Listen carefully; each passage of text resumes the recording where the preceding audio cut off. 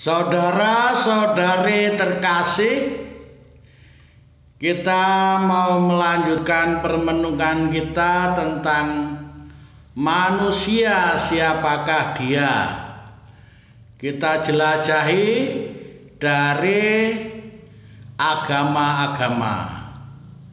Pertama, manusia dalam filsafat India. 1. Hinduisme. Hindu menjawab pertanyaan tentang manusia bertitik tolak pada ajarannya yang bersumber pada Weda. Upanishad adalah bagian dari buku itu yang paling terkenal, suci, kaya sebagai sumber inspirasi dan sumber pembaharuan. Paham dari sistemnya adalah metafisik. Dalam Upanishad, manusia bukanlah kontemplator pasif dari alam semesta, tetapi pemimpin dan pembuat sandiwara kosmos. Dengan sudut pengalaman yang berbeda-beda, manusia dapat mengerti kerahasiaan hidupnya. Di sana terdapat dialog antara Atman dan Brahman. Nah, ini pengertian penting. Apakah yang dimaksud Atman? Atman sebagai inti terdalam dari manusia yang menyatakan bahwa manusia harus mengungkapkan perbuatan-perbuatannya dalam praktek hidup sehari-hari supaya bahagia. Lalu Brahman adalah kenyataan objektif, yaitu realitas alam semesta. Dan realitas ini tidak dipahami sebagai yang lain, tetapi merupakan perluasan dari diri sendiri, yaitu Atman. Sebagaimana alam semesta merupakan realitas yang sangat kompleks, demikian pula manusia dimengerti sebagai penyetelan besar dari tulang, darah, daging, dan lain-lain yang terbungkus oleh kulit.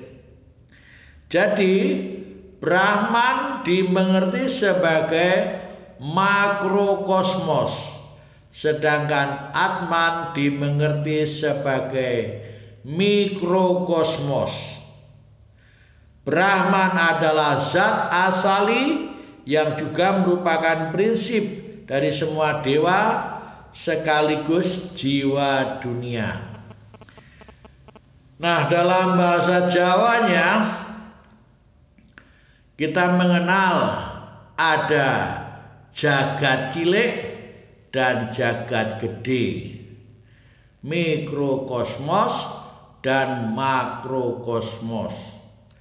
Keduanya bukan dimengerti sebagai yang berbeda, melainkan sebagai perluasan.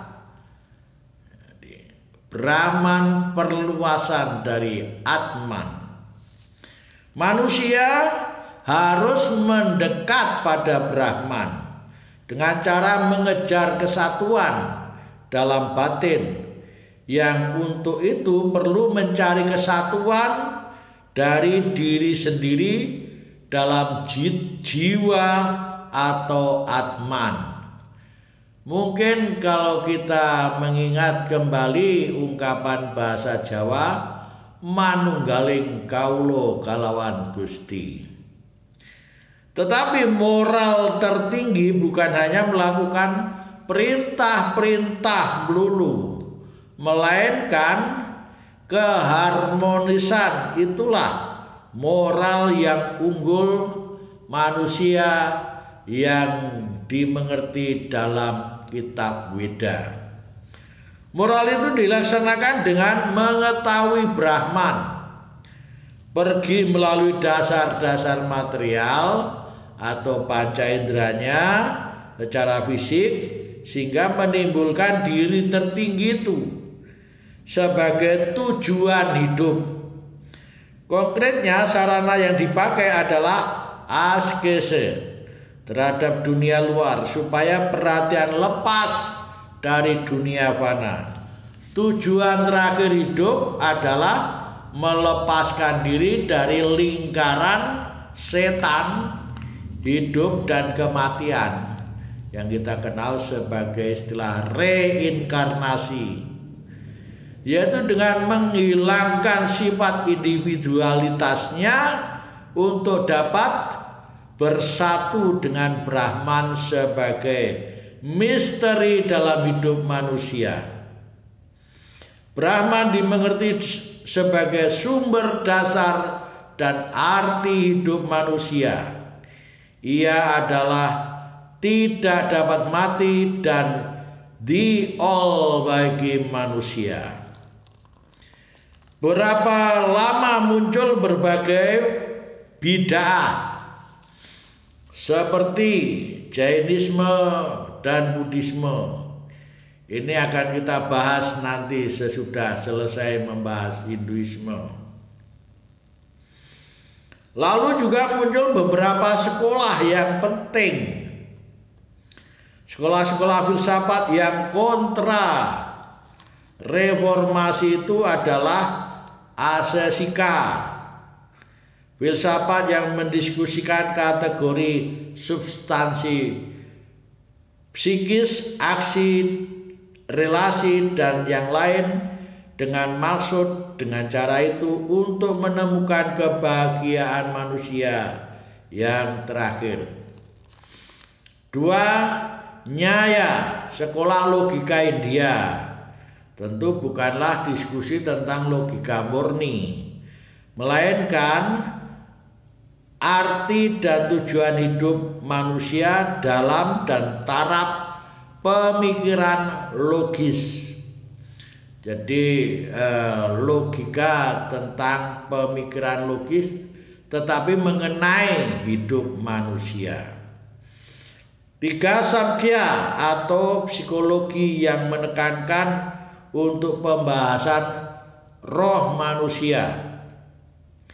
Yoga merupakan ilmu pengetahuan disiplin untuk mengambil seluruh manusia dalam nilai, biasanya semedi yang mendalam. Ada bermacam-macam yoga, hatha yoga, ya yoga Patanjali dan lain sebagainya. Untuk itu perlu pembahasan khusus. Lalu mimamsa menilai hidup manusia dalam rangka ritus dan simbol.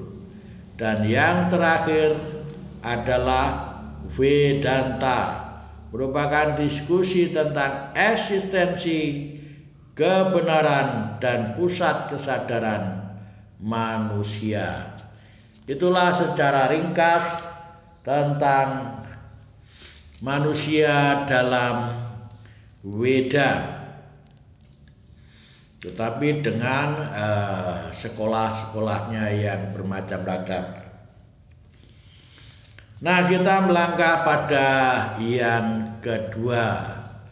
Ada 3 agama dalam India, di India, yang berasal dari India sendiri, yaitu Hinduisme, Buddhisme, dan yang tidak dikenal oleh banyak orang karena memang hanya kecil, tapi bukan tanpa keunikan, yaitu Jainisme. Kita sekarang membahas yang Buddhisme. Bagaimana manusia dilihat dalam filsafat Buddhisme? Berlawanan dengan Hindu, Buddhisme menjawab pertanyaan tentang manusia justru dengan menolak otorita Weda, jadi tidak mengakui apa yang dikatakan Weda. Maka ajarannya disebut bid'ah atau heterodoks, tidak asli, begitulah dari sudut pandang Hindu. Buddhisme tidak mengatakan tentang jiwa manusia, hanya yang jelas eksistensi individual manusia berakar pada penyakit atau penderitaan. Itulah konsep dasarnya. Dan penderitaan itu disebabkan oleh nafsu manusia. Namun untuk mengerti hidup dan realitas manusia, manusia harus menghindari dua ekstrem, keinginan dan nafsu yang kuat atau penyiksaan diri. Siddhartha Buddha Gautama dalam khotbahnya yang terkenal mengatakan bahwa seluruh hidup manusia adalah api. Nah, itu. Matanya, bentuknya, kesadarannya, ya pokoknya semua api. Api adalah sebagai nafsu. Karena itu keprihatinannya adalah untuk mengeluarkan api nafsu itu melalui jalan pelepasan, jalan-jalan kebenaran dan persahabatan yang universal. Keteguhan dan cinta adalah dua dasar hidup manusiawi. Keteguhan adalah esensi surga, kata dalam ajaran Buddhisme, atau nirwana bagi umat Buddha. Nirwana berarti pemadaman api. Jadi diri manusia harus murni dengan melakukan penyangkalan diri, yang berarti membuat diri identik dengan nirwana. Dengan kata lain, ketidakmurnian eksistensinya adalah ketidakmurnian penyangkalan dirinya. Usaha-usaha spiritual yang dengan askese melalui jalan-jalan kebenaran yang harus diimbangi dan dilengkapi dengan segala sesuatu yang menunjukkan kecintaan dan pada alam semesta secara mendalam. Pandangan positif ini berakhir pada saat tempat perlindungan, yaitu personalitas Buddha, ajaran hidup yang benar, dan komunitas rahib yang penuh cinta kasih. Itulah intinya bagaimana manusia dalam Buddhisme atau ajaran Buddha. Sekarang ketiga dalam filsafat India, yaitu Jainisme. Jainisme pun berbeda dari kedua paham di atas. Jainisme mengerti manusia sebagai gabungan materi dan roh. Keduanya saling ketergantungan. Namun tidak ada percobaan untuk menemukan perekat dari keduanya. Ia tidak mau jatuh pada kesalahan yang fatal, materialisme atau spiritualisme. Organ indera dikatakan menjadi kekuatan luar, dan ini adalah jiwa. Pengertian jiwa dibagi dua kelas, yang duniawi atau yang non-intelektual, dan yang bebas atau yang intelektual. Yang pertama, jiwa yang ada dan memberi hakikat pada tumbuh-tumbuhan, binatang, dan yang kedua yang khas pada manusia. Adapun tentang hidup manusia dalam kaitan dengan segala yang hidup yang lain merupakan kesatuan. Hidup ini satu, sehingga manusia melakukan pemusnahan pada hidup yang lain. Dalam arti ini yang berindra lebih dari satu, tumbuh-tumbuhan, merupakan kesalahan besar, sebab ia lebih buas daripada binatang. Inilah merupakan praktek ahimsa, non-violence, larangan untuk membunuh hidup atau hidup tanpa kekerasan, yang dilaksanakan oleh pengikut Jain dengan konsekuen. Maka orang Jain adalah orang vegetarian. Juga praktek askese yang sangat keras dan bahkan ekstrim, sehingga sampai merupakan penyiksaan diri. Disebut sebagai orang yang mempersiapkan kematiannya, yang diterima sebagai tindakan yang bijaksana. Dan sebaliknya, orang yang tidak mempersiapkan kematiannya dianggap sebagai orang yang tolol. Itu pandangan Jainisme itu. Jadi askese yang begitu keras sehingga mempersiapkan kematian.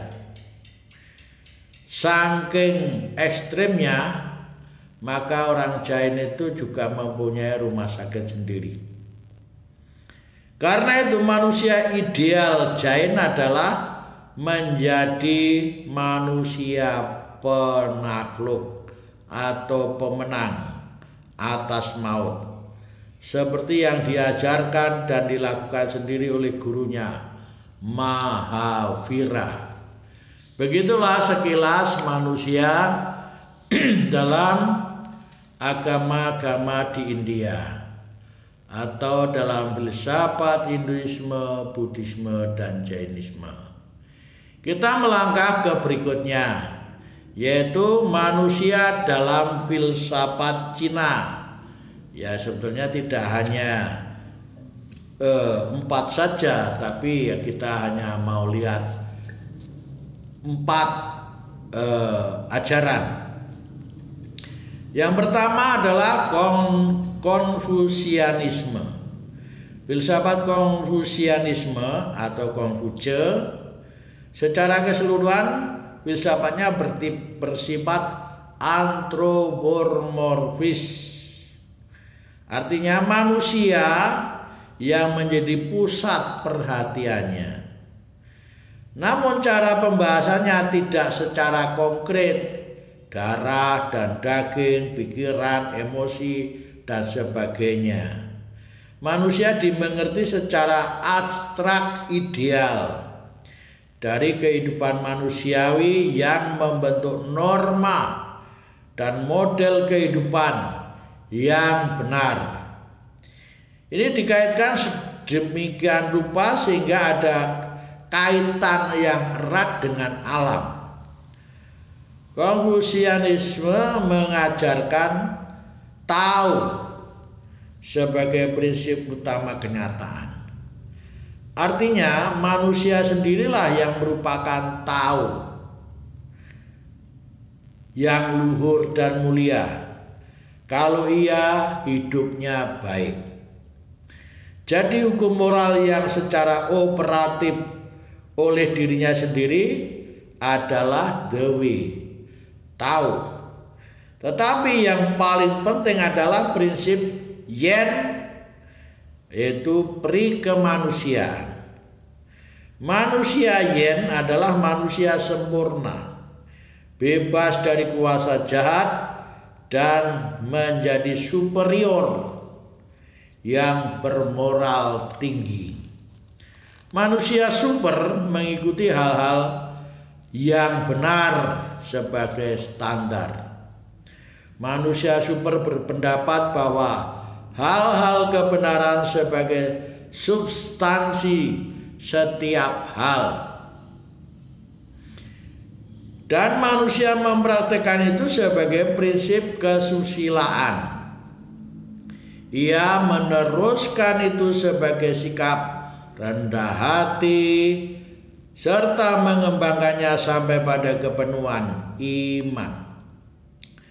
Karena di samping itu yang menjadi pegangan sebagai manusia ideal humanistis adalah lie tulisannya, yaitu kemakmuran. Dan itu berarti mendapat berkat dari supreme being atau berada tertinggi, sang berada tertinggi. Alam diterima sebagai identik dengan surga, dan melalui alam itu manusia bersukaria.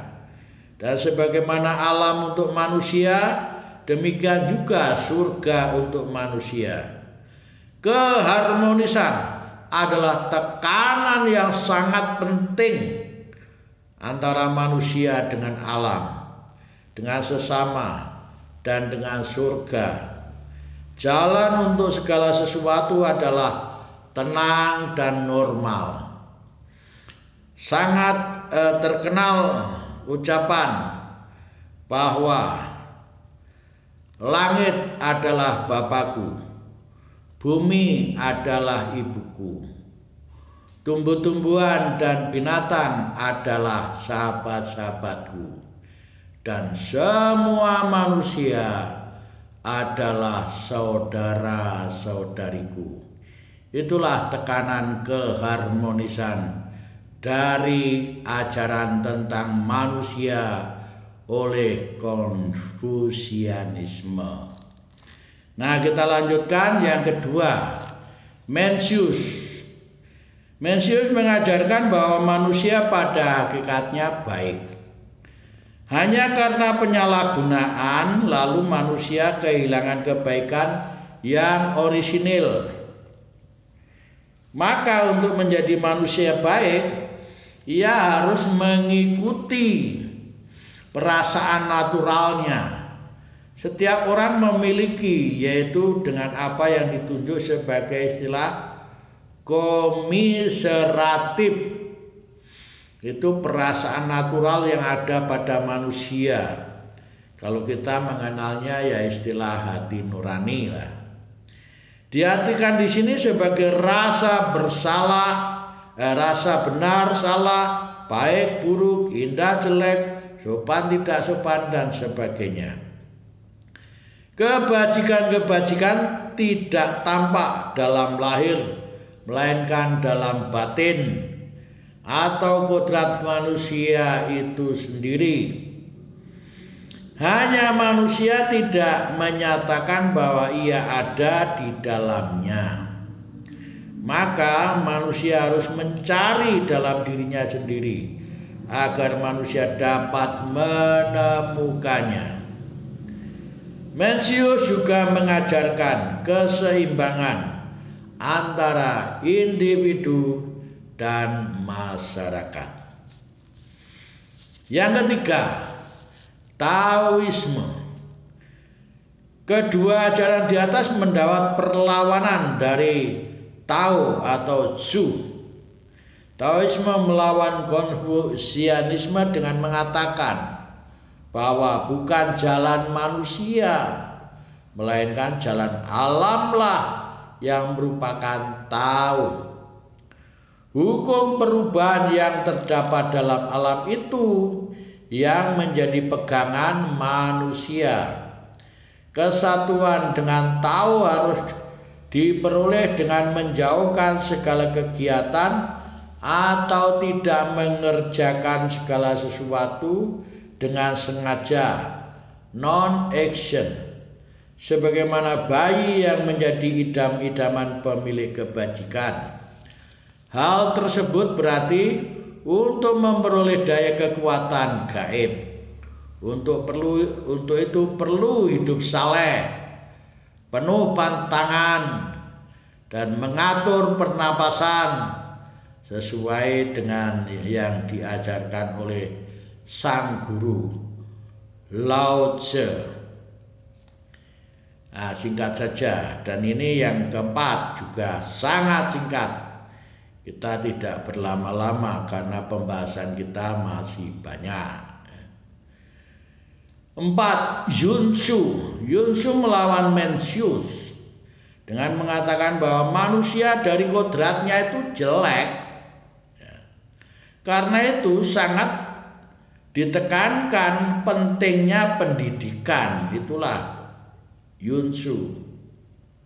Karena tanpa pendidikan tidak ada dunia yang manusiawi. Ia juga melawan Loatse yang mengatakan bahwa dunia ini statis. Dari peraturan-peraturan yang ditentukan nenek moyang zaman dulu tetap masih baik untuk zaman sekarang. Keyakinannya Li dan segala kewajiban yang bernilai tinggi dalam hidup. Tata cara atau upacara dalam beribadah bernilai baik dan suci karena menggambarkan perasaan manusia yang sejati. Ini kita cukupkan sekian untuk filsafat Cina. Nah, kita akan memasuki manusia dalam filsafat agama-agama monoteisme. Wah, ini yang agama-agama besar. Tentu saja kita ikuti menurut urutan waktu.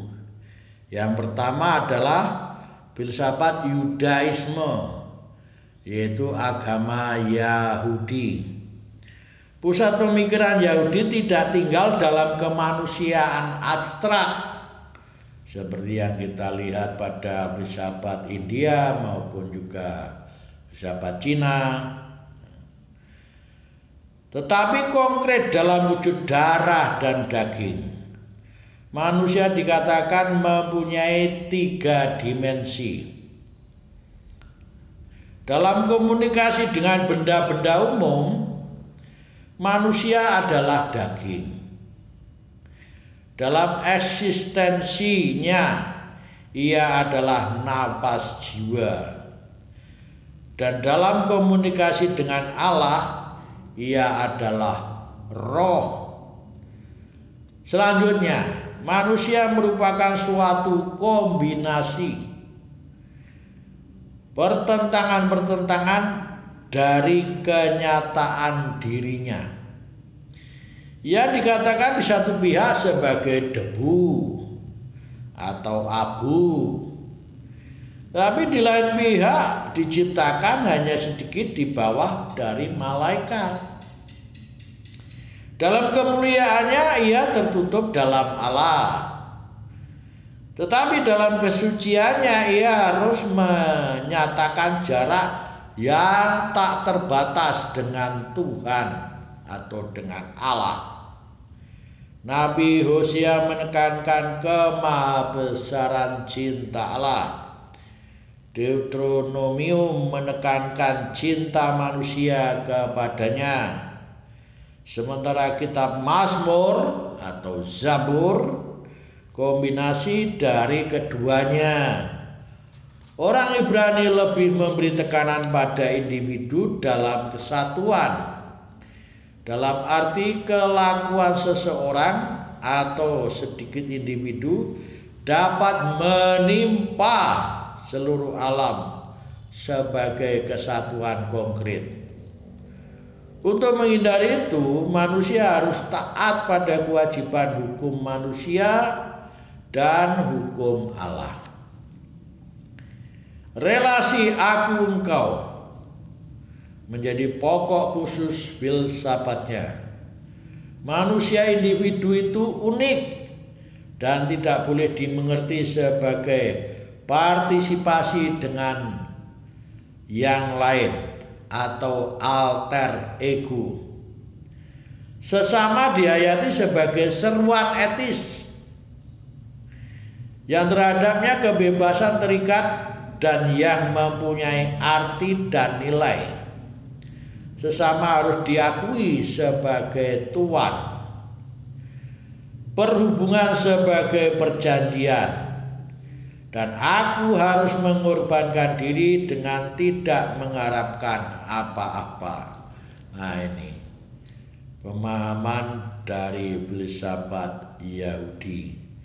Dan ada beberapa filsuf yang terkenal seperti yang dikemukakan oleh salah satunya Emmanuel Levinas.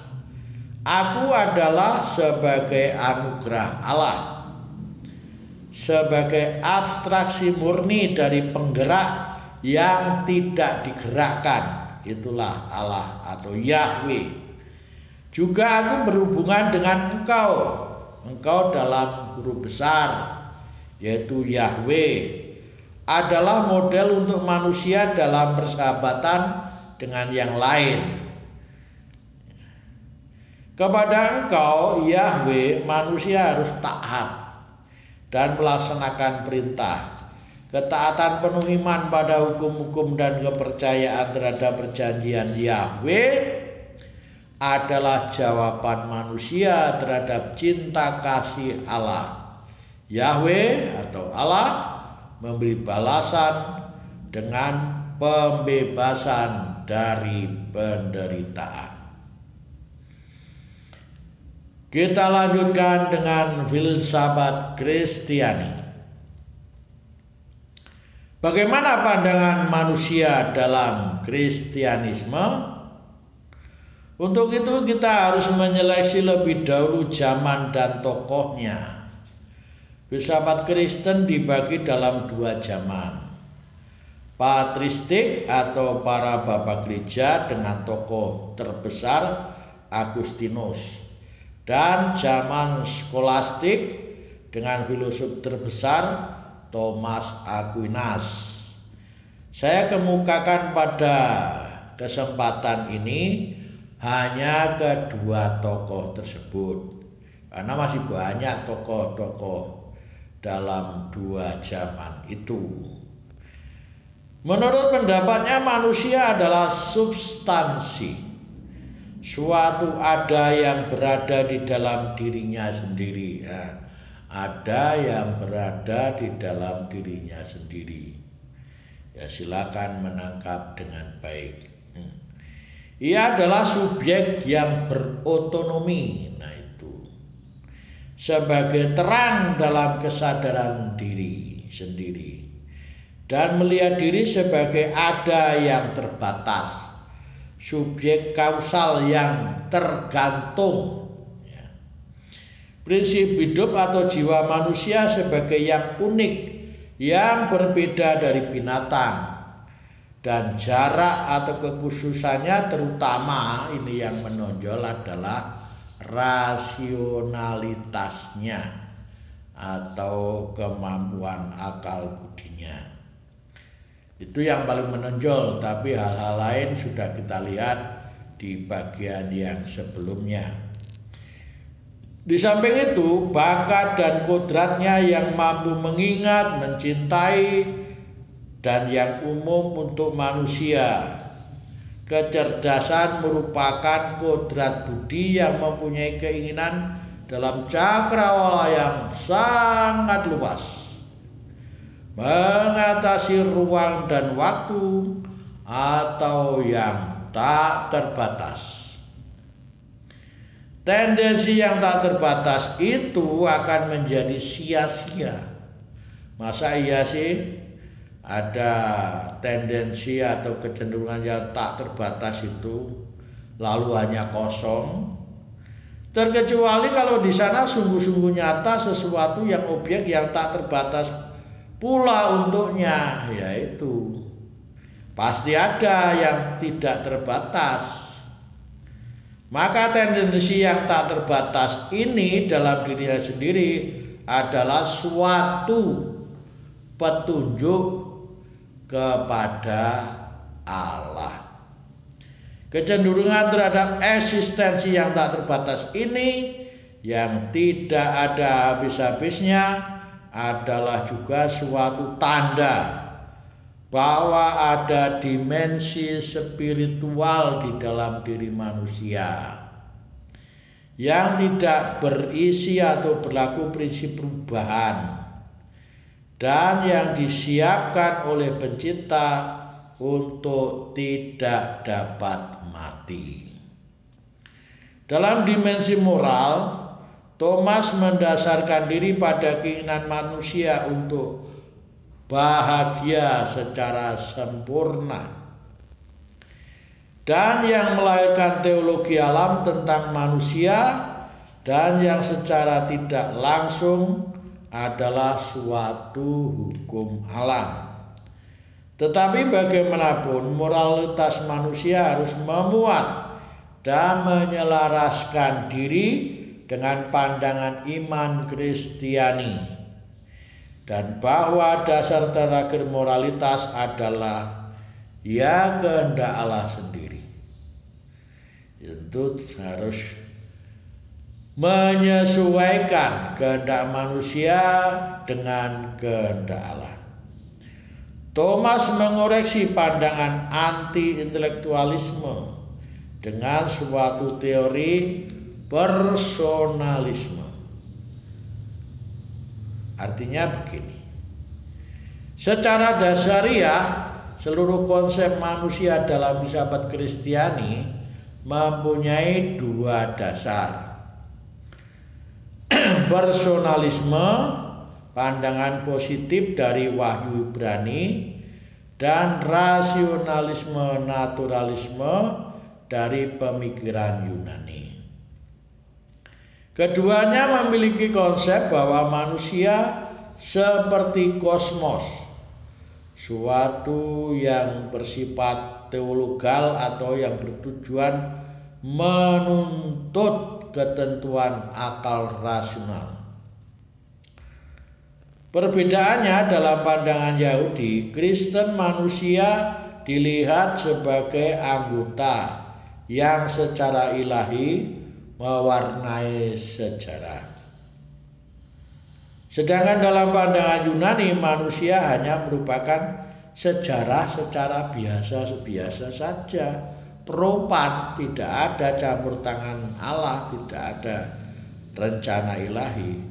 Kejadian-kejadian dalam Yahudi dan Kristen merupakan sejarah suci yang di dalamnya menentukan manusia secara individual untuk membangun komunitasnya, khususnya dari rahmat dan iman untuk menyelamatkan manusia, yaitu bebas dari dosa-dosa.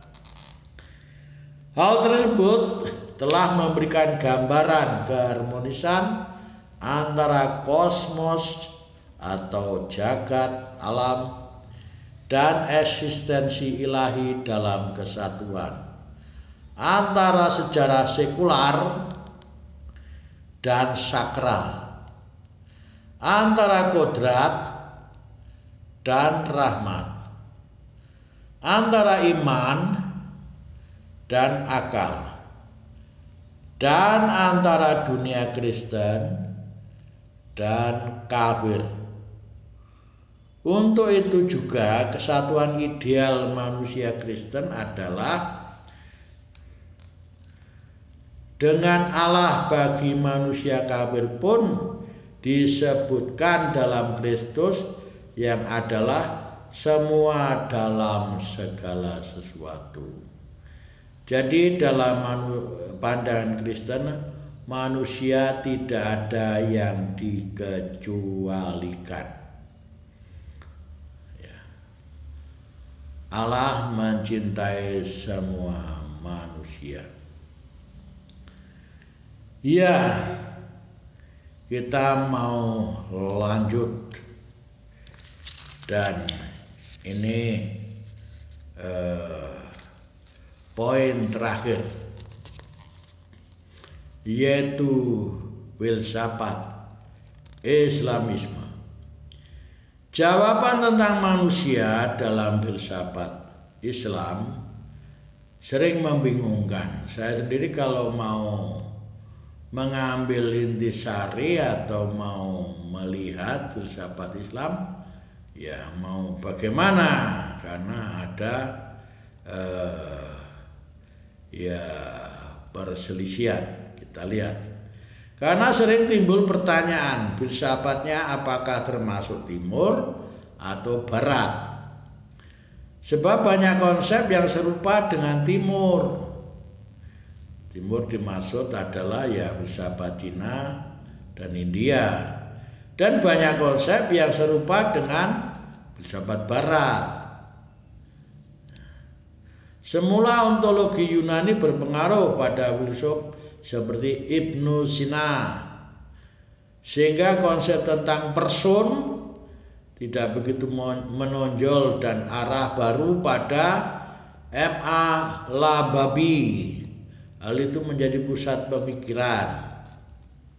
Di situ pengaruh barat, persona dimengerti dalam menegaskan transendensinya terhadap makhluk infrahuman atau yang mengatasi makhluk selain manusia. Juga istilah itu dibedakan dengan istilah individu yang hanya bisa berlaku bagi makhluk infrahuman. Jadi di sini dilihat berdasarkan kesadarannya yang memiliki orientasi pada aspek spiritual.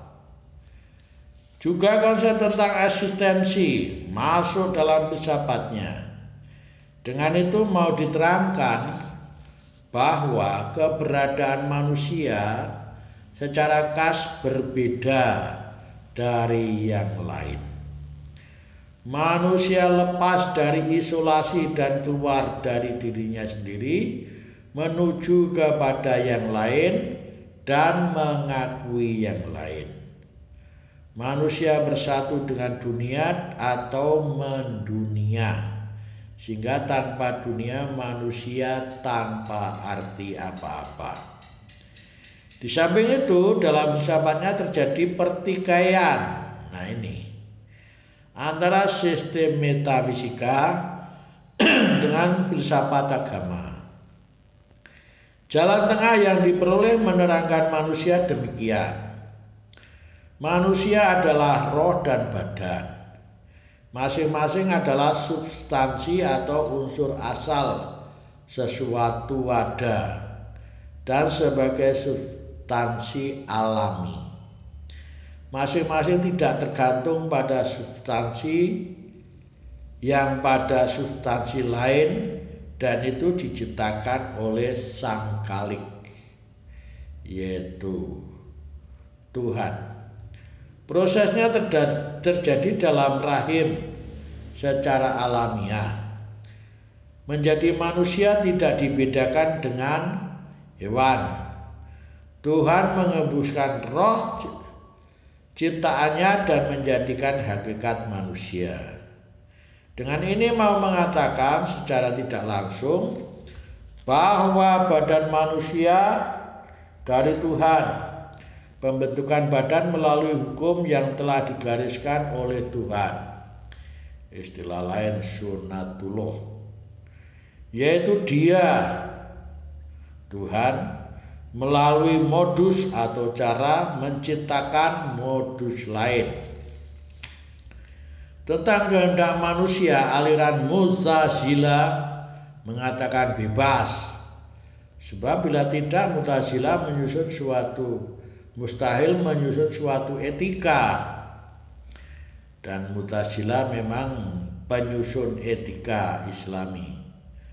Hal ini menyimpang dari ajaran ortodoks seperti tertulis dalam surat 81:9 dan surat 114:3 yang mengatakan bahwa tidak ada kehendak bebas pada manusia kecuali Tuhan berkenan. Sebab Tuhan, Ia adalah Tuhan segala manusia. Al-Ghazali anti filsafat dengan menulis bukunya yang berjudul Pemusnahan para Filsuf. Jadi mengolah wahyu secara metodis, koheren, dan sistematis itu ditolak. Atas reaksi ini timbul reaksi yang lebih hebat lagi dari Ibnu Rushd dalam bukunya Pemusnahan terhadap Pemusnahan. Sedangkan filosof terbesar abad 20 dan luas pengaruhnya ialah Muhammad Iqbal. Dia berhaluan idealistis. Ia memahami cinta kasih di atas akal budi dan dibuat kembali dengan daya kekuatan manusia, yaitu kemauannya, sehingga manusia dapat menuju ke suatu tingkat yang luhur, yaitu cinta kasih. Dalam kesatuan dengan Tuhan, manusia luluh tetapi tidak kehilangan identitasnya. Bagian yang menyatakan bahwa manusia dapat menuju ke tingkat yang luhur, yaitu dengan cinta kasih, ini yang menarik bagi saya, sehingga saya dulu pernah membaca karya Muhammad Iqbal ini. Walaupun saya juga pernah membaca tulisan Al-Ghazali.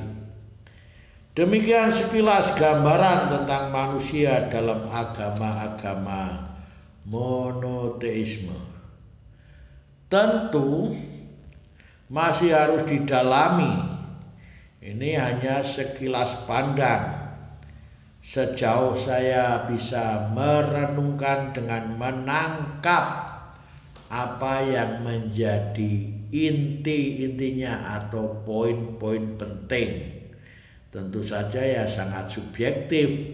Mungkin orang lain akan melihat segi yang berbeda. Namun sekurang-kurangnya saya sudah berusaha untuk mengambil intisarinya. Nah, kita akan melanjutkan lain kali itu kitab suci dan teori evolusi. Rasa-rasanya kalau tidak berlanjut ke sana tidak tuntas. Nah, tetapi kita mau menutup dulu sebagai penutup sebelum nanti kita membuka dengan bahasan lain di waktu lain. Kalau tidak rasa-rasanya nggak tuntas, yaitu tentang kitab suci dan evolusi, itu pasti seru. Nah, kita lihat kita akhiri dengan menutup. Akhirnya telah banyak aspek yang kita lihat tentang manusia yang muncul dalam sejarah dari para filosof maupun yang dinyatakan oleh berbagai agama. Tampaknya itu semua telah lengkap dan penuh Padahal sebenarnya tidak demikian dan belum apa-apa, dan masih terus manusia bertanya tentang dirinya sendiri. Itulah tujuan permenungan kita, yaitu untuk merangsang lebih lanjut serta membuka cakrawala yang lebih luas dan lebih dalam lagi, lebih spesifik lagi, sehingga dapat menemukan segala persoalan yang ternyata sama sekali tidak mudah. Seperti yang kita ikuti tadi, itu sangat rumit, banyak pemikir yang berdiskusi sana kemari mencari jawaban manusia siapakah dia. Itu suatu bukan sepele. Bukan hanya karena pertanyaan itu mendapat jawaban dan aksen atau tekanan yang berbeda-beda, dan bukan merupakan dialog, melainkan perdebatan yang terjadi baik dalam filsafat barat maupun filsafat timur. Di samping itu, pertanyaan itu sendiri bersifat radikal dan misterius. Di dalam agama sendiri aja sudah terjadi diskusi, bahkan perdebatan atau permusuhan. Jadi meskipun kita dapat mengikuti perjalanannya dalam sejarah, saat pandangan tentang manusia itu tampil, akhirnya kita juga melihat bahwa setiap percobaan untuk mengerti manusia secara lebih baik dan benar terbentur pada suatu kenyataan bahwa selalu hadir perspektif atau pandangan atau gagasan atau pemikiran baru yang tidak terduga sebelumnya. Dengan demikian selalu melahirkan pemikiran baru yang muncul kemudian setelah terjadi diskusi atau perdebatan. Penyelidikan filosofis manusia akan mengalami seakan-akan mundur terus, tidak ada selesai-selesainya. Dan pada misteri yang semakin dalam, semakin dimengerti, semakin tidak mengerti atau semakin banyak yang tidak mengerti. Dan ternyata ada pandangan ya dari agama-agama pun yang unik-unik, dan mereka meyakini itu ya, sebagai suatu kebenaran. Maka dari itu kalau kita hanya meyakini pandangan kita sendiri dan tidak mau melihat pandangan orang lain, kita menjadi picik. Silakan mengakui kebenaran iman masing-masing, tetapi jangan lalu menutup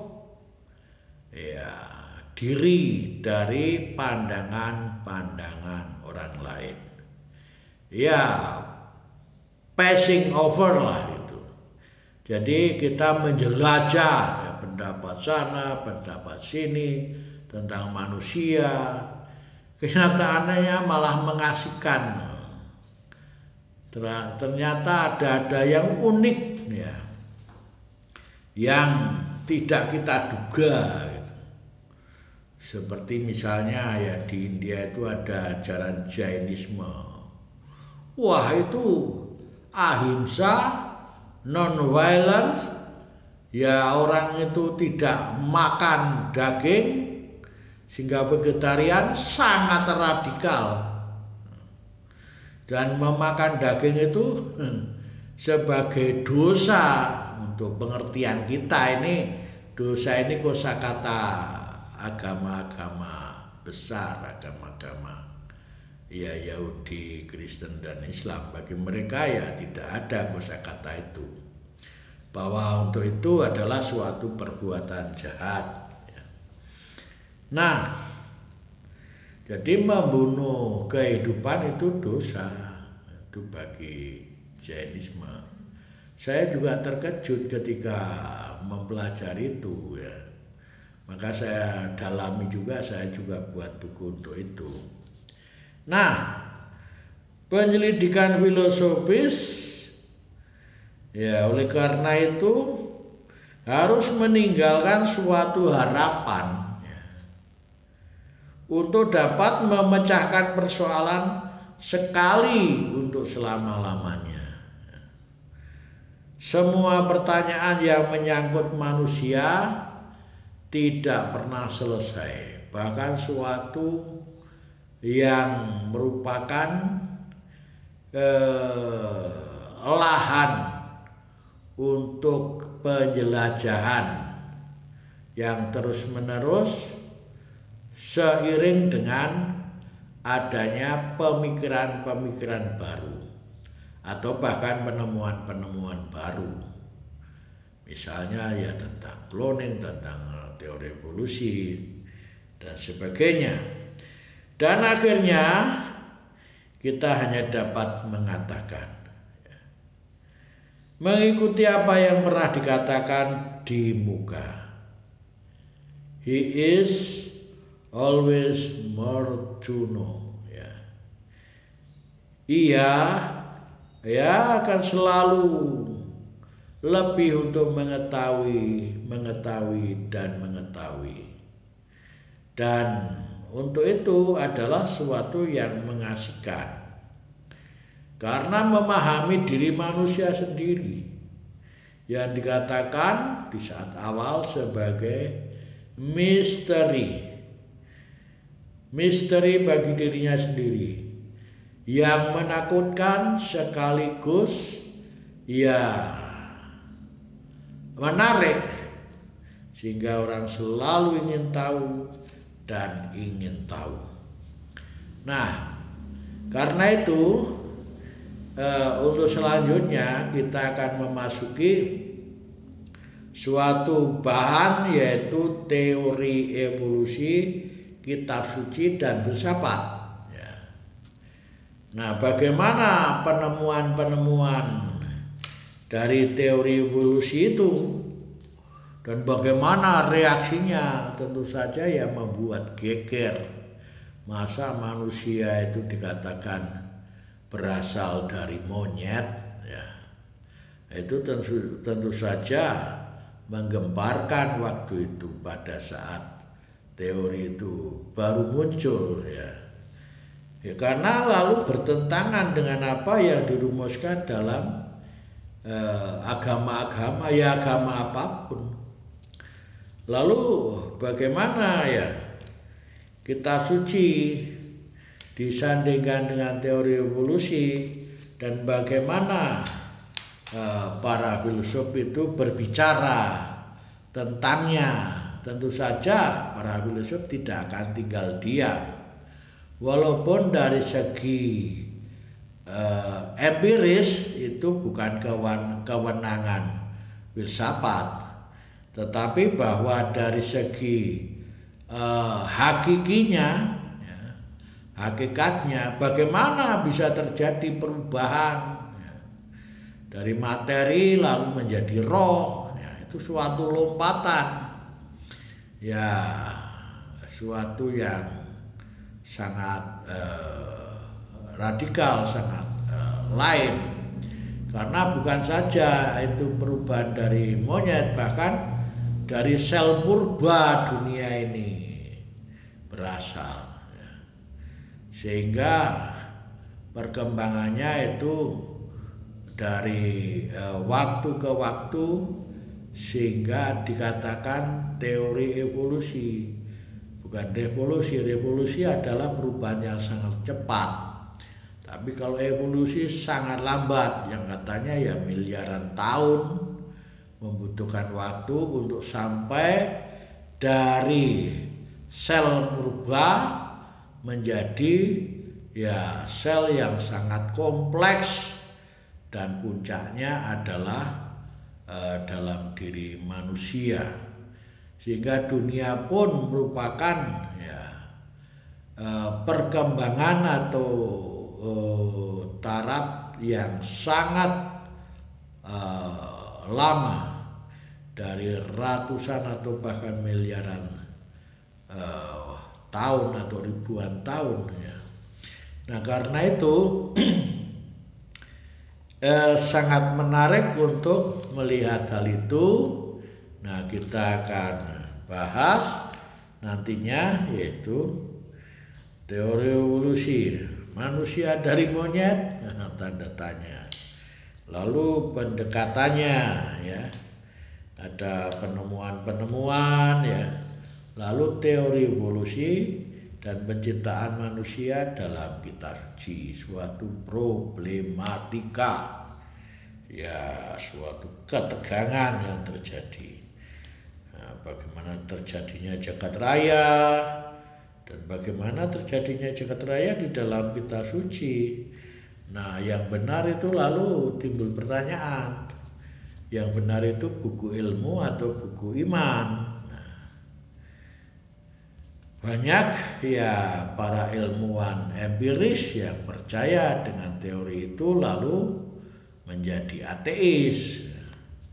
Kita bagaimanapun juga tidak akan dan tidak sebaiknya untuk mempercayai bahwa manusia itu bukan ciptaan Tuhan. Tentu saja kita tetap berpandangan bahwa manusia tetap ciptaan Tuhan. Dan bagaimana bersahabat melihat, itulah ya, gak usah berlama-lama, kita bahas saja untuk lain kali. Tuhan memberkati kita, amin.